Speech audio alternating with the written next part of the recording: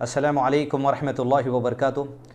हैदराबाद के मुसलमानों से जो अल्हम्दुलिल्लाह मुसलसल क़ानून के दायरे में रहते हुए पुलिस और हुकूमत के सामने अपना एहतजाज जारी कर रहे हैं कि जिस बीजेपी के एमएलए ने नबी सल्लल्लाहु अलैहि वसल्लम की शान में इंतहाई बुरे तरीक़े से गुस्ताखी की है और इंतहाई बुरे अल्फाज का इस्तेमाल किया है, उन तमाम नौजवानों से मैं गुजारिश करूँगा कि क़ानून के दायरे में रहते हुए अपना एहतजाज इंशाअल्लाह जारी रखें और किसी गैर मुस्लिम भाई या किसी गैर मुस्लिम बहन को आपके किसी अल्फाज या आपकी किसी हरकत से तकलीफ़ ना होने पाए और क़ानून को किसी भी सूरत में हाथ में ना लें, ये इस बात का ख़ास ख्याल रखें।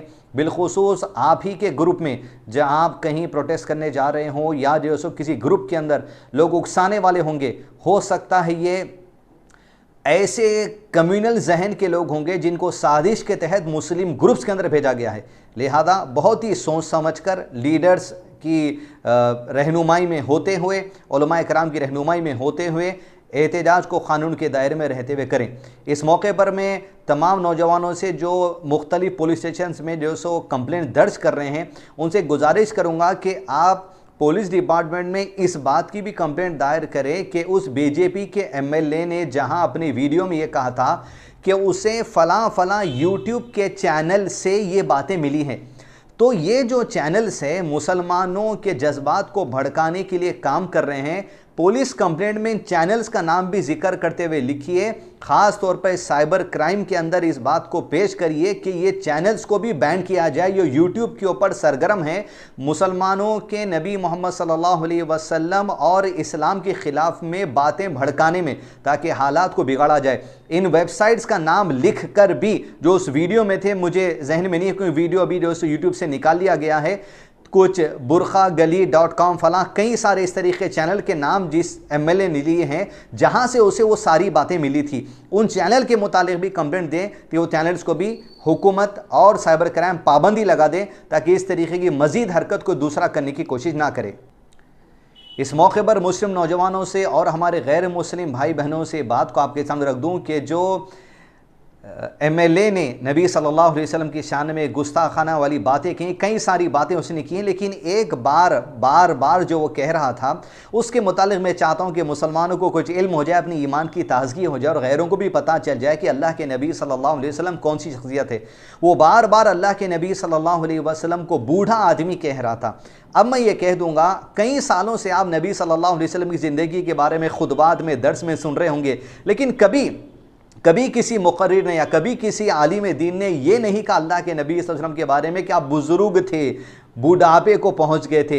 ये बात अल्लाह के नबी सल्लल्लाहु अलैहि वसल्लम की शान में गुस्ताखी मानी जाती है, ये आपकी शान के ख़िलाफ़ है कि बूढ़ा लफ्ज़ इस्तेमाल ही नहीं किया जाता। और इसकी दलील भी है और आप सल्लल्लाहु अलैहि वसल्लम की ज़िंदगी वादे हैं कि आपके लिए वो अल्फाज का इस्तेमाल नहीं किया जाता क्योंकि बूढ़ापा एक कमज़ोरी को कहते हैं। लेकिन अल्लाह के नबी सल्लल्लाहु अलैहि वसल्लम 63 ईयर्स के होते हुए भी उस उम्र की किसी भी किस्म की कमज़ोरी अल्लाह के नबी सल्लल्लाहु अलैहि वसल्लम के पास नहीं थी। ये अल्लाह ताला की ख़ास मदद और ख़ास मोजज़ा अल्लाह के नबी सल्लल्लाहु अलैहि वसल्लम के पास था, जिसमें चंद बातें आपके सामने रखूँ। सबसे पहली बात, अल्लाह के नबी सल्लल्लाहु अलैहि वसल्लम के सर और दाढ़ी के बाल के बारे में सहाबा इकराम कहते हैं, हमने अल्लाह के नबी सल्लल्लाहु अलैहि वसल्लम की वफ़ात से पहले तक आप सल्लल्लाहु अलैहि वसल्लम के सर के और दाढ़ी में सफ़ेद बाल गिने तो 20 से ज़्यादा सफ़ेद बाल अल्लाह के नबी सल्लल्लाहु अलैहि वसल्लम को नहीं थे। 63 ईयर्स तक भी सर में और दाढ़ी में 20 से ज़्यादा नहीं थे, मैक्सिमम 20 थे। ये अल्लाह के नबी सल्लल्लाहु अलैहि वसल्लम की जिस्मानी क़ुव्वत और आपकी आला तरीन सेहत का अंदाज़ा बात बताती है। दूसरी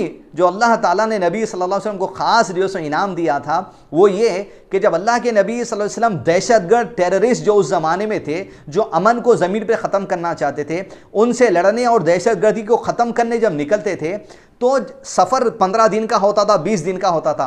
तो अल्लाह ताला की तरफ से अल्लाह के नबी सल्लल्लाहु अलैहि वसल्लम के अजीम नेमत और मोजज़ा मिला था कि आप सल्लल्लाहु अलैहि वसल्लम अगर घर से निकल के दुश्मन के घर पहुंचने या दहशतगर्दों के पास पहुंचने के लिए अगर 1 महीने का डिस्टेंस होता तो अल्लाह की तरफ से अल्लाह के नबी सल्लल्लाहु अलैहि वसल्लम की दहशत और आप सल्लल्लाहु अलैहि वसल्लम का डर टेररिस्ट के दिल में ऐसा बैठ जाता कि 1 महीने के डिस्टेंस पर होते, लेकिन दहशतगर्दों के दिलों में अल्लाह ताला दहशत और डर पैदा कर देता कि अमन पसंद लोग आ रहे हैं, दहशतगर्दी ख़त्म हो जाएगी। तीसरी बात, अल्लाह के नबी सल्लल्लाहु अलैहि वसल्लम अपनी ज़िंदगी में आमतौर पे लोग 55-50 के ऊपर होते ही आप मसाजिद में देते होंगे कुर्सी पर नमाज़ पढ़ते हैं, अल्लाह महफूज रखें।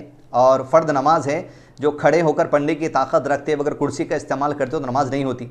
नबी सल्लल्लाहु अलैहि वसल्लम की एज 63 ईयर्स थी। सुभान अल्लाह। वफ़ात से पहले सिर्फ 3 दिन अल्लाह के नबी सल्लल्लाहु अलैहि वसल्लम बैठ कर सलाह पढ़े। गोया कुल आप सल्लल्लाहु अलैहि वसल्लम ने 17 नमाजें अपनी पूरी ज़िंदगी में बैठ कर नमाजें पढ़ी, या अबू बकर सिद्दीक़ की इमामत में नमाजें पढ़ी, वो लास्ट 3 डेज़, सिर्फ लास्ट 3 डेज़। ये तीसरी अहम बात जिससे अल्लाह के नबी सल्लल्लाहु अलैहि वसल्लम की सेहत जो आला तरीन सेहत थी और जो आपकी ताकत और क़ुव्वत थी अल्लाह की तरफ से, उसका अंदाज़ा लगाया जा सकता है। क्योंकि बार बार जो लफ्ज़ इस्तेमाल किया जा रहा था, अंदाज़ा लगाइए अल्लाह के नबी सल्लल्लाहु अलैहि वसल्लम की सीरत है। सर पे गोदरेज शिकाकाई काली मेहंदी लगा लेके बड़ी बड़ी बातें नहीं करना चाहिए। सर धो के बात करो तो तुम्हारी कमज़ोरी और तुम्हारे अंदर जो कितनी क़ुव्वत है उस बात का अंदाज़ा लग जाता। तीसरी बात। चौथी बात, नबी सल्लल्लाहु अलैहि वसल्लम के लिए आप गौर करेंगे इस बात को कि 13 साल आप सल्लल्लाहु अलैहि वसल्लम मक्के में थे और 40 ईयर्स में आपको नबूवत अता की गई। उसके बाद 13 साल में 53 ईयर्स फिर मदीना हिजरत कर आए। 2 हिजरी में गालिबन बदर की जंग, यानी दहशत गर्दों ने सबसे पहला हमला अमन पसंद मुसलमानों पर किया था, दहशत गर्दी दुनिया में फैलाने और अमन को ख़त्म करने। ताज्जुब करेंगे आप, 1000 दहशतगर्द टेररिस्ट एक्सट्रीमिस्ट अमन पसंद मुसलमान जिसमें अल्लाह के नबी सल्लल्लाहु अलैहि वसल्लम की लीडरशिप थी, ख़त्म करने आए थे। उस वक्त उन दहशतगर्दों से जो मुकाबला हुआ 1:3 का, उसमें नबी सल्लल्लाहु अलैहि वसल्लम थे। मुसलमानों गौर करें, तवज्जो दीजिए कि उस वक्त अल्लाह के नबी सल्लल्लाहु अलैहि वसल्लम की एज 55 ईयर्स थी। 55 साल की उम्र में अल्लाह के नबी सल्लल्लाहु अलैहि वसल्लम पहले गज़वे में शरीक हुए, बग़ैर किसी थकावट के शेरों की तरह सहाबा इकराम ने दहशत गर्दों को जवाब दिया। और अल्लाह के नबी सल्लल्लाहु अलैहि वसल्लम ही की एज नहीं थी उतनी। हज़रत अबू बकर सिद्दीक़ और अल्लाह के नबी सल्लल्लाहु अलैहि वसल्लम की एज में बहुत कम फ़र्क था, 1 या 1.5 या 2 साल का। अबू बकर सिद्दीक़ की उम्र भी तकरीबन 50 प्लस थी और हज़रत उमर की एज भी तकरीबन 50 प्लस थी, कई सहाबा की एज 50 प्लस थी। इनकी ताकत का अंदाज़ा ये है, और बार बार जो इस्तेमाल किया जा रहा था उसलिए बातें बयान की जा रही हैं कि अंदाज़ा लगाइए अल्लाह के नबी सल्लल्लाहु अलैहि वसल्लम की मुबारक ज़िंदगी क्या है।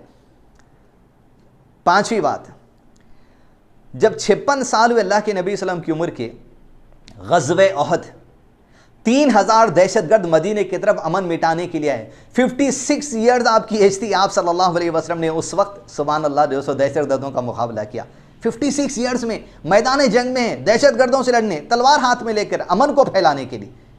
6ठी बात, यही 56 ईयर्स में आप तवज्जो दीजिए, नबी सल्लल्लाहु अलैहि वसल्लम का ग़ज़वे ओहद में दाँत शहीद हुआ था। दाँत शहीद होने का मतलब ये है कि अल्लाह के नबी सल्लल्लाहु अलैहि वसल्लम के सारे दांत सुभान अल्लाह 56 ईयर्स में मजबूत थे और कायम थे।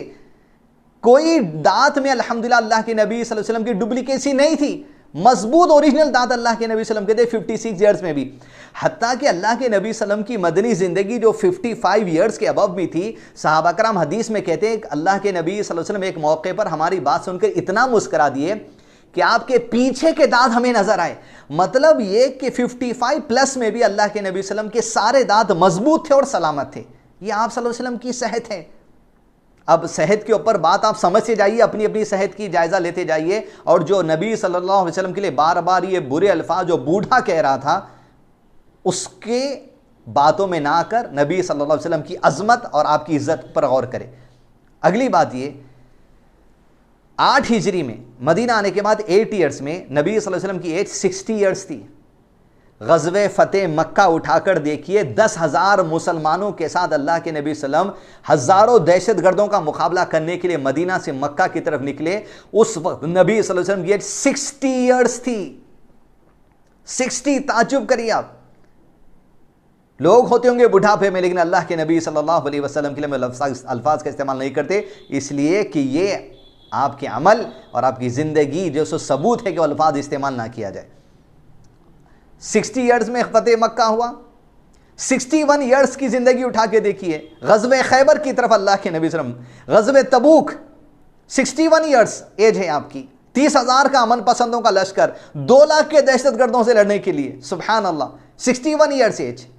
नाउज़ुबिल्लाह, बूढ़े का लफ्ज़ इस्तेमाल किया जाएगा अल्लाह के नबी सल्लल्लाहु अलैहि वसल्लम के लिए, काबिल कबूल नहीं। ये दलील है इस बात की, क्यों नहीं इस्तेमाल किया जाता है, दलील है इस बात की। और अजीज़ दोस्तों, नबी सल्लल्लाहु अलैहि वसल्लम के लिए आखिरी बात यही थी कि आप अपनी ज़िंदगी में सिर्फ लास्ट 3 डेज बैठकर सलाह पढ़ें।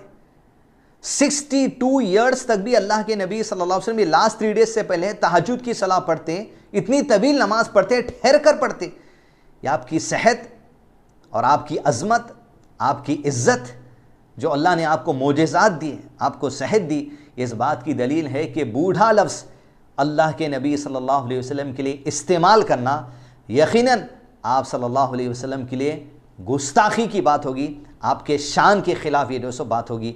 लिहाजा मुसलमानों, नबी सल्लल्लाहु अलैहि वसल्लम की सीरत पढ़ें, लोगों तक पहुँचाएँ, गैर मुस्लिमों तक भी पहुँचाएँ, ताकि इस MLA के जैसे लोग और ये जो वेबसाइट जहाँ से ये नॉलेज हासिल कर रहे हैं, ये लोग जो गलत बात पहुँचा रहे हैं, उस गलत बात को अच्छे अंदाज़ में, अखलाक़ी अंदाज़ में हम गैर मुस्लिम और मुसलमानों तक बात पहुँचाने की इंशाअल्लाह कोशिश करें।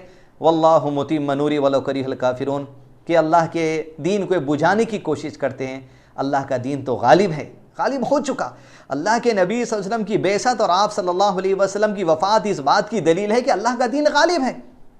और गुस्ताखी किसकी की जाती है?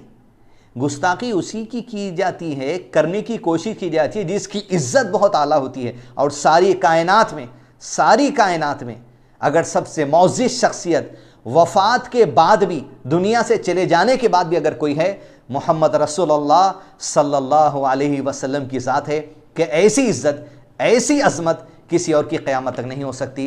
अपने दीन को सीखें, मनहज सहाबा पर, सहाबा के तरीक़े पर कुरान की तफसीर, सहाबा के तरीक़े पर हदीस को समझना, सहाबा के तरीक़े पर नमाज का तरीक़ा, सहाबा के तरीक़े पर जनाज़ों का तरीक़ा, सहाबा के तरीक़े पर रोज़े का तरीक़ा, यही मनहज सलफ़, यही मनहज अहलुस सुन्नह वल जमा है। मुसलमानों की जमात अपने इख्तलाफ़ात को दूर करो, मुत्तहिद हो जाओ। मुत्तहिद होने के लिए सिर्फ सहाबा के मनहज, सहाबा की मेथडोलॉजी, सहाबा के इल्म और अमल पे इत्तिफ़ाक़ अगर कर लिया जाएगा, उम्मत में इत्तेहाद उसी वक्त आ सकता है। अस्सलामु अलैकुम व रहमतुल्लाहि व बरकातुहू।